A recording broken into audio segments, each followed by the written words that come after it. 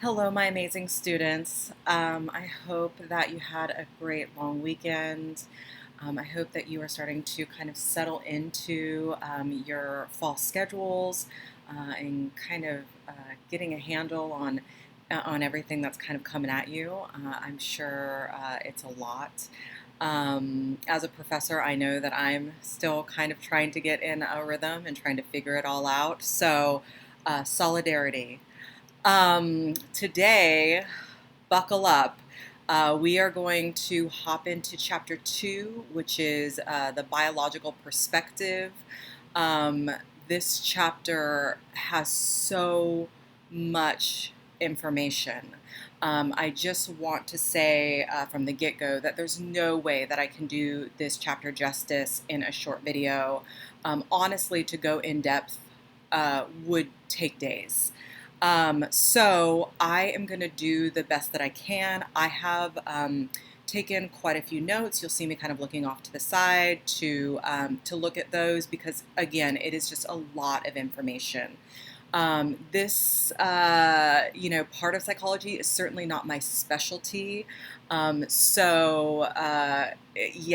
it's a lot of information, not my jam. But for those of you who are going into the medical field, this is probably some of the most important information for you in this course. So please do spend some extra time with this. This will probably be information you'll see again if you are continuing in the medical field. So without further ado, let's kind of hop into some of the meat of this. So the biological part of the field of psychology we call neuroscience. And neuroscience is basically the structure and functioning of the brain and nervous system. So the neuro part of neuroscience is obviously the brain. But when we talk about the functioning of the brain, we can't really talk about it completely without considering all the other things that interact with the brain to make our bodies function. So, as you know from your reading, our entire bodies are composed of cells. Lots and lots and lots of cells. And they all have special functions and purposes, and it's all quite intrinsic and amazing and complex. With all of their special functions and purposes, they're all kind of working together to make our bodies and our brains work. So part of the way that this happens is neurons. Neurons receive and send messages within the nervous system. They are essentially the messengers of the body. So they are taking messages from one part of the body to another to kind of alert us of different things that are going on physiologically and neurologically. So as you can imagine, this is a very complex system that's comprised of neurons and dendrites and axonsomas, axon terminals. And all of these things are kind of working together to kind of pull off this complex message system within our body. We also have glial cells, which are kind of partner cells, and they kind of create homeostasis. And for those of you that aren't familiar with this term, homeostasis basically means balance. So these glial cells are working to partner to bring balance to the nervous system as all of these complex operations are kind of happening ongoing. Another really important part of this complex system are neurotransmitters. And neurotransmitters are important because they are kind of responsible for turning cells off and on. So they are kind of the light switch, if you will, of this complex system. As you know from your reading, one of the first identified neurotransmitters was ACH. And ACH, we realize, is important for memory, arousal, and attention. And if you think about those specific things for a minute, those are pretty important when you think about human functioning. And also, a human dysfunctioning. So we realized pretty early on that ACH was really important in this whole complex system of things. And as time has gone on, we've identified other neurotransmitters. Some of them I'm sure that you've heard of. We've got norepinephrine, which is about arousal and mood, dopamine, which controls movement and sensations of pleasure. We have serotonin, which is involved in sleep, mood, anxiety, appetite. We've got GABA, which is involved with sleep and movement. Glutamate, which is involved with learning, memory formation, nervous system formation, synaptic plasticity. Endorphins, which are, a big part of pain relief. And so we've got all of these neurotransmitters with all of these complex functions turning off and on cells to create, again, this really complex network of things that's going on within our human body all the time. Now, like I said, I'm sure that you've heard of some of these neurotransmitters, probably specifically dopamine, serotonin, certainly endorphins.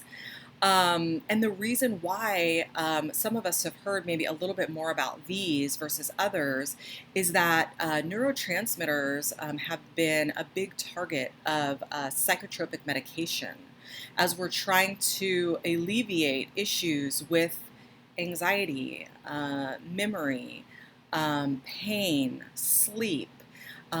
We have tried to mimic and or enhance the effects of neurotransmitters to increase or decrease the activity of the sending and receiving cells. And so as you understand a little bit more about psychotropic medication, you understand that a big part of their function is to, like I said, mimic or increase, decrease activity of the cells. When we start to talk about our nervous system, this is also a very complex system, and it's comprised of two main parts. There's the central nervous system, and then there's the peripheral nervous system. As you can imagine, the central nervous system is central in that it contains the brain and the spinal cord. So the brain and spinal cord are basically the life-sustaining forces of our body, our thoughts, our emotions, our behaviors. The brain is the core of that complex system, and the spinal cord works as kind of a message pipeline. And so what that means is that the spinal cord is taking messages from all the other parts of our body to the brain, and from the brain to all the other parts of our body. So the spinal cord is really important in ensuring that this whole complex system stays online, if you will. Okay, so the core nervous system, the brain and spinal cord. The peripheral is an information transmitter, if you will.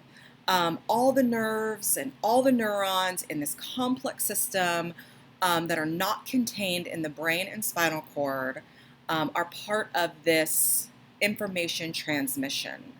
The peripheral nervous system essentially allows the brain to communicate with sensory systems while also controlling muscles and glands. So as you can imagine, this also is a really important part of ensuring that the body is all working together to keep this message system online. So within the peripheral nervous system, we have the somatic and the autonomic. So somatic is voluntary muscles. Okay, so this is walking, raising our hand, physical exercise. These are the things that we voluntarily choose to do, right? Autonomic is the involuntary muscles. So these are all the things that are going on behind the scenes that we never really think about, but are essential to our functioning. So the autonomic system is our organs and our glands. And like I said, all of those things that are really essential, but that we don't put a lot of thought into until they're not functioning properly. So within that system, we also have what we call the sympathetic and the parasympathetic. The sympathetic is fight or flight. And some of you are probably familiar with that terminology, but let me break it down a little bit for you. The fight or flight response is basically the way that our body knows that we're in danger, right? It's our body's alert system. And what it does is it gets our body ready to deal with a dangerous or stressful situation. And so the sympathetic nervous system gets an alert that something's wrong, and it prepares to either fight or to flight, right? To either engage or quickly run away. The parasympathetic, on the other hand, is there basically to support the sympathetic in that it is our way to recover from stress. So after we engage in these kind of high stress situations and our fight or flight mechanisms are kind of engaged, after that, our body needs to relax, right?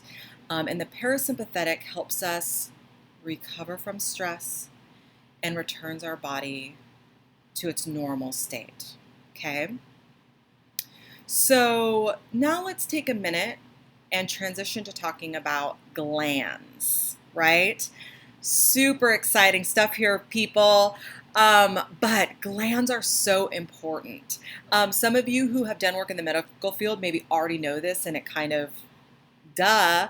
But for the rest of us, when I think of glands, or to be more honestly, I don't know that I really think of glands a lot, but when I read about glands and realize how important they are to this whole complex system, yeah, it's a good reminder.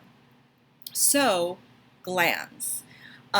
We have endocrine glands, which are essentially responsible for hormones, which is really important in this whole complex system and can have a big impact on mental health. We have the pituitary glands, which master gland, right?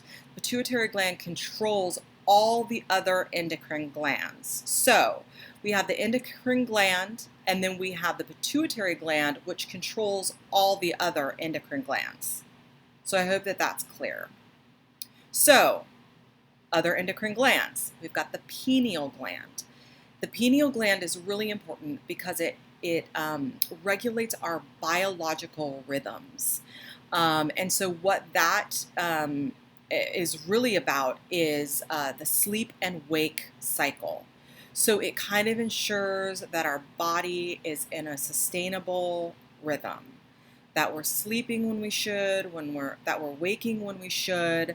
And so it's really important. The more that we study sleep ongoing in this course, the more that might stick out to you. So we have the pineal gland, the sleep-wake cycle. Then we have the thyroid gland, which regulates growth and metabolism. So that's really important because that affects so many other parts of the complex system as well. And then we have the pancreas, which regulates our blood sugar levels. So as you might be able to guess, this is where we can get into trouble with diabetes. When the pancreas creates too little insulin, diabetes becomes an issue. When it creates too much insulin, we have an issue called hypoglycemia. In more layman's terms, diabetes is high blood sugar, hypoglycemia is low blood sugar, but both of these are related to the pancreas and its ability to secrete the correct amount of insulin for our body to function the way that it needs to and to process sugar the way that it needs to. Next, we have the gonads, which is for women the ovaries, for men the testes. And as I'm sure that you can guess, The gonads regulate sexual behavior and reproduction. So very important in that way. And when you experience problems with the gonads, it can have all kinds of far-reaching effects. Next, we have the adrenal glands, and these are really important, especially within the realm of psychology, because the adrenal glands regulate stress. So it's really important that our adrenal glands be functioning properly. And when they're not, or when they're overworked, we can see some real issues. So I want to spend a minute here because I think this is a really important part of this chapter, especially as we are considering psychology and emotional wellness. There was a researcher, Dr. Hans Seil, and he talked a lot about the effects of stress on the body. And he did a lot of research and came up with what he called the General Adaptation Syndrome, or GAS for short. And the GAS works a little bit like this. He identified kind of 3 stages of stress. And how those things worked within this complex system that we've been talking about. So let's walk through those. So the first stage of stress is something that he identified as alarm. And alarm is actually the healthy part of stress because, as we mentioned earlier, this is the part that alerts us to danger and it gives us a burst of energy to deal with the perceived danger. Again, this goes back to that fight or flight. So this alarm stage prepares us to either engage in a fight or run away. Okay? So this is really important and was very helpful, especially from an evolutionary perspective where we were dealing with predators. And we needed to be able to perceive that danger and to deal with it appropriately. So alarm is actually the healthy part. Then we move into resistance. And in resistance is where the stress has gone on a little longer and the body's trying to figure out how to cope by continuing to release stress hormones in an attempt to combat the stress that our body is continuing to experience.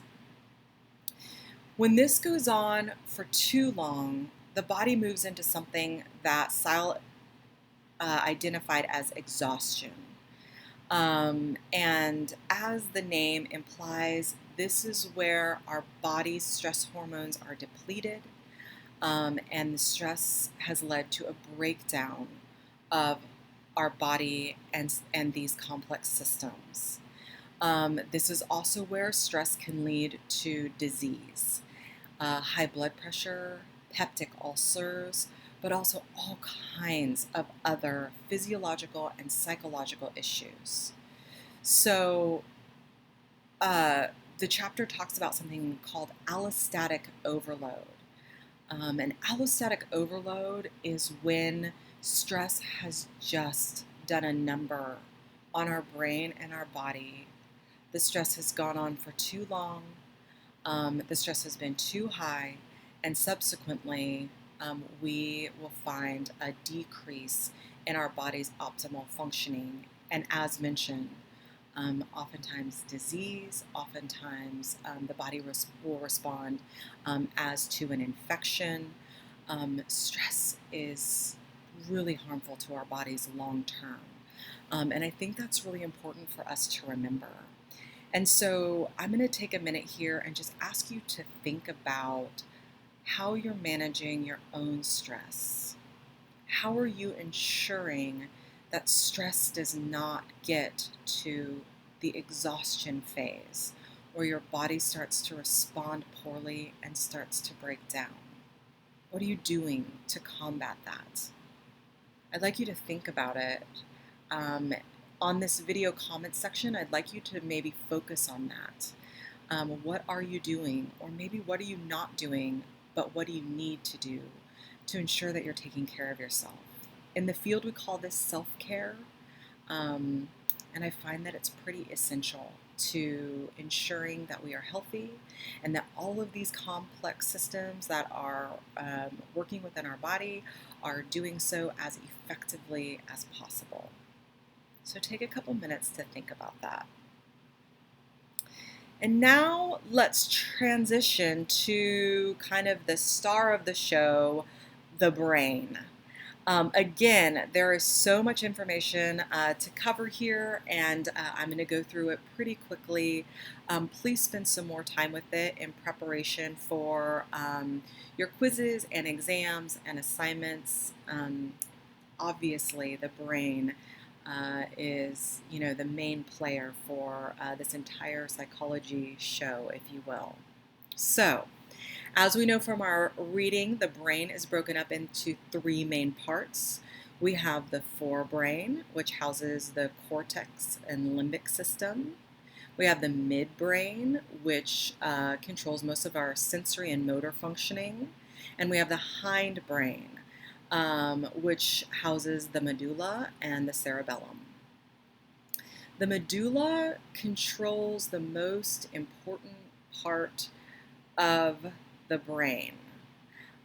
It is in charge of the life-sustaining functions. So it regulates heartbeat, breathing, swallowing, all of these things that are essential to human existence. Then we have the cerebellum, which controls all involuntary movement. Or more specifically, involuntary fine motor skills. So the cerebellum is responsible for our walking, our being able to sit up in a chair without, falling over, dancing, hiking, swimming, all of it is regulated by the cerebellum. Then we have the limbic system, which houses the thalamus, the hypothalamus, the hippocampus, the amygdala, the cingulate cortex. This complex limbic system regulates emotions, motivation, and learning. Let me say that a little bit slower. Emotions, motivation, and learning. So as you can imagine, the limbic system is essential to this complex system working the way that it should. So let's talk a minute about these unique parts of the limbic system.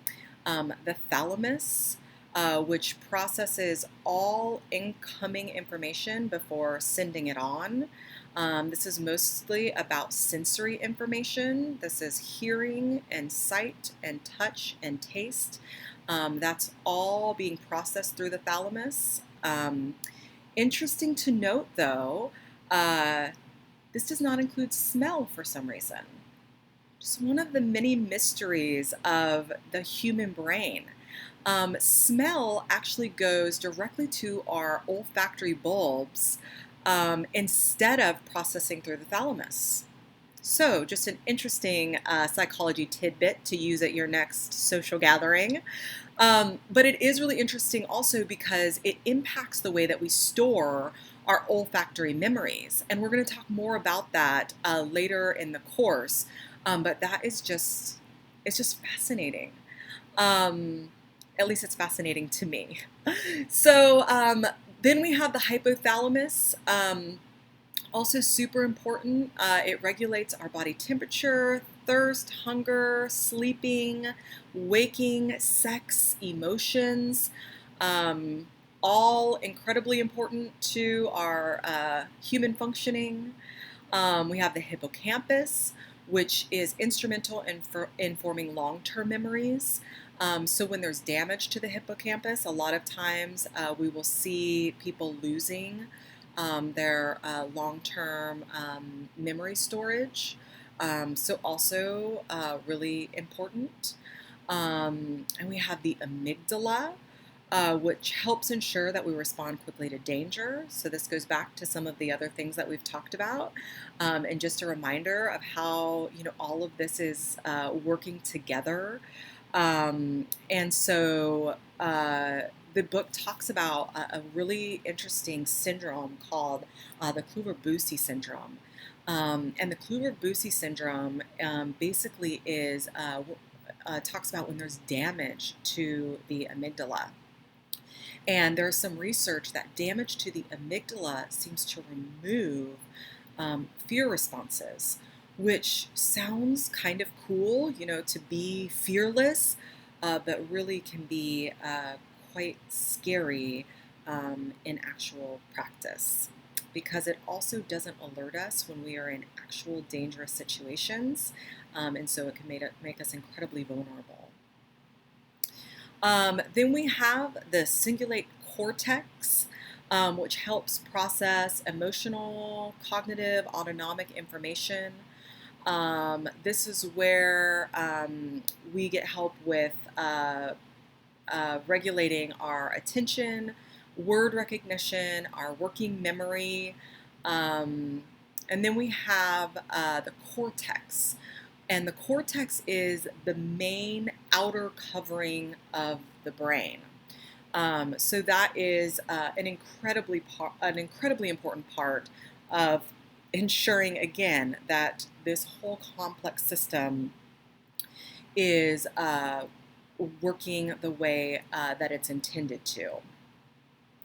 Let's take a moment to talk about lobes, because we do not want to forget lobes. That's an important part of this whole process. So we've got the occipital lobe, which is about visual processing, the parietal lobe, which is about skin processing. And so this is about like touching, sensing temperature. We've also got the temporal lobe, which is about language and also visual processing. We have the frontal lobe, which is about our higher mental functioning. And so within this frontal lobe, planning, personality, memory, complex decision making. So, just thinking about those lobes and thinking about all of the things that they are helping to facilitate, you can imagine when these things aren't working the way that they're supposed to, or when they're damaged, there are some serious implications to the entire system. So finally, I am going to leave you with a short but sweet summary of left and right hemispheres of the brain.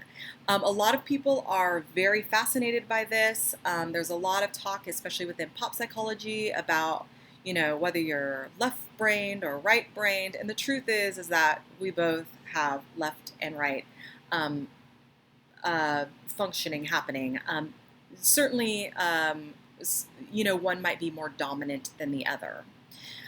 So let's spend a moment. You can tell that my brain's starting to shut down as we speak, but before it goes all together, let's talk about the left hemisphere of the brain, right? The left hemisphere is about the smaller parts, the details, language, speech, handwriting, math, time, rhythm, analysis. This is all part of that left hemisphere. And then on the right hemisphere, we have the more global, holistic thinking. This is about perception and visualization, spatial perception. It's about recognizing patterns, also facial recognition, and emotion. So the left and right hemispheres of our brain are working together to kind of ensure that all of these things are functioning properly. I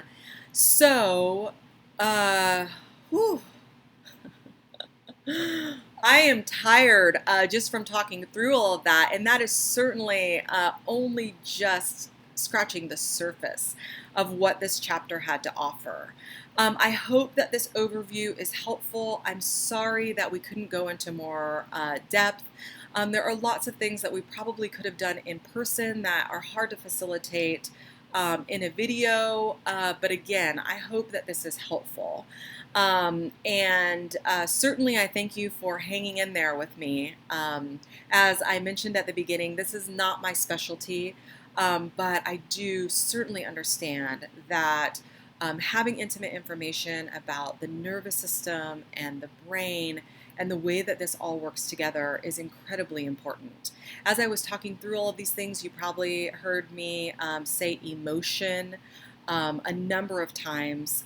And obviously, within psychology, emotion is a big part of that study and that practice. And so, yeah, this complex system is important to understand. So, I will leave you with that. And I will just encourage you again to spend your own time reading through this chapter and better understanding it. And yes, it definitely helps us in having a better overall understanding of psychology. Need me, please send me a message. I'll try to get back to you as soon as I can. All right, have a good one, and I will see you again soon. Bye-bye.